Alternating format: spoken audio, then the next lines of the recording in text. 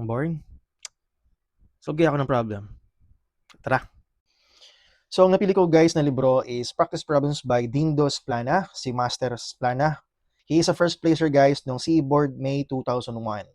Kung titingnan natin mga problem, actually ito mga lahat yan problem solving with multiple choices. Actually, ang kagandahan nito class is meron na siyang answer key. Kung ano yung naka-highlight na answer, yun yung mismo yung sagot. Ito pala yung score ni Sir Splana, no? Perfect sa dalawang subject, one mistake sa isang subject, no? Bad trip. At ito yung contents. So, merong mathematics from algebra, trigo, ng mathematics, surveying, HGE, transpo, at mga structural engineering subjects. So, since meron tayong incoming first year engineering students na viewers, sige, try natin class mag-solve ng age problem sa algebra. And piliin kong problem is 493. So, ito, problem, may sagot na 30 years old, pero sige, explain natin kung paano ito i-solve. Ilipat ko lang ito guys na sa tablet ko. By the way, this is natin sponsored. Pero guys, mali nyo, baka naman, Sir Splana, ay. So itong problem guys, no? 2 years ago, a father was 4 times as old as his son. In 3 years, the father will be 3 times as old as his son. How old was the father when his son was born? So, hihimay-himay natin guys itong problem, no? So, first, gawa tayo ng designations. So, sa algebra, tinuruan tayo, pag meron tayong unknown, gagamit tayo ng letters or symbols. So, in this case, tawagin natin, guys, no, ng age ng father. Age ng father. O, sige, magtagalog din lang tayo.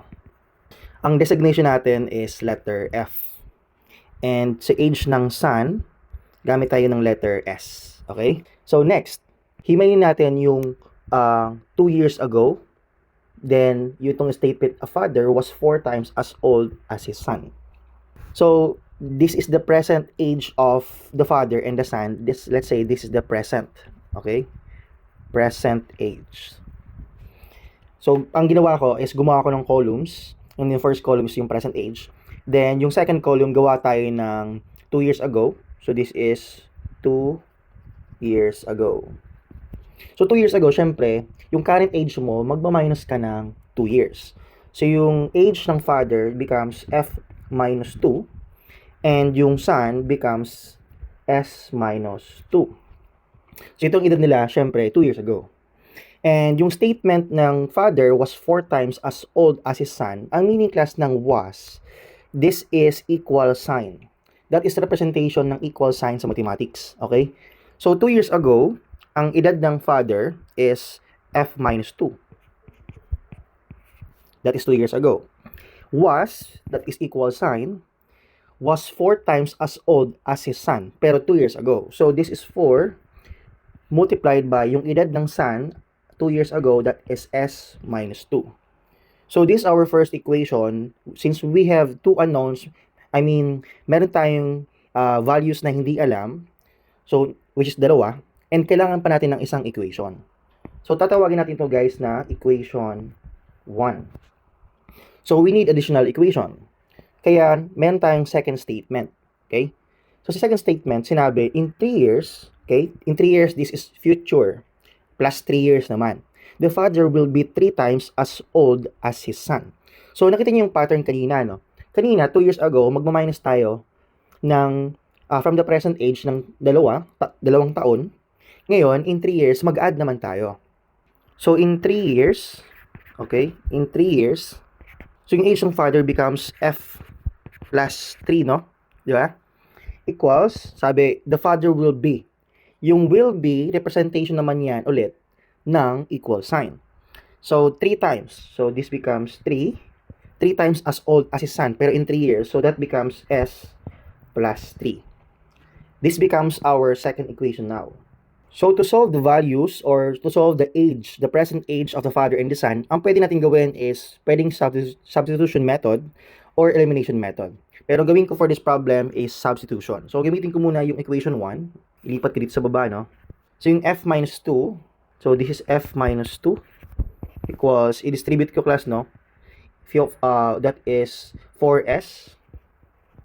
Multiply natin yung 4 sa negative 2. This becomes negative 8.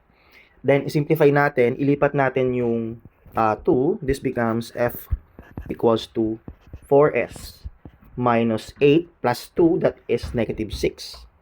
Itong equation, ililipat natin ngayon sa equation 2. Okay?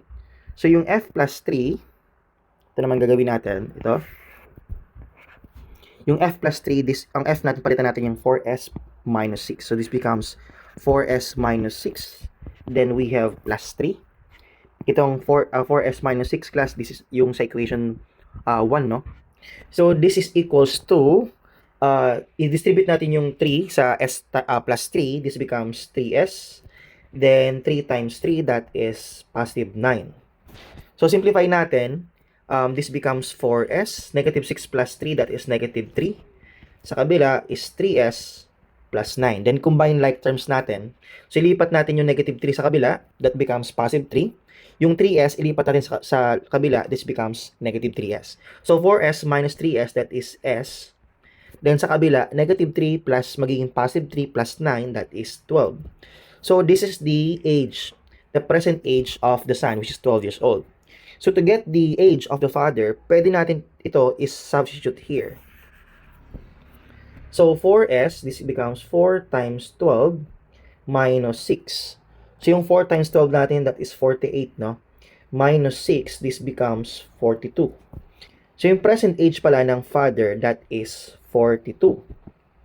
Pero yung tanong, how old was the father when his son was born? So, yung syempre, magma-minus 12 tayo sa current age ng father kasi yung tanong kung kailan nabuhay yung son niya. So, yung sagot is 42 minus 12, that is 30 years old. So, this is the answer for this problem na. And hopefully, may natutunan kayo sa akin today. So, that's it. Thank you very much for watching. I'm Engineer Jack and have a good day.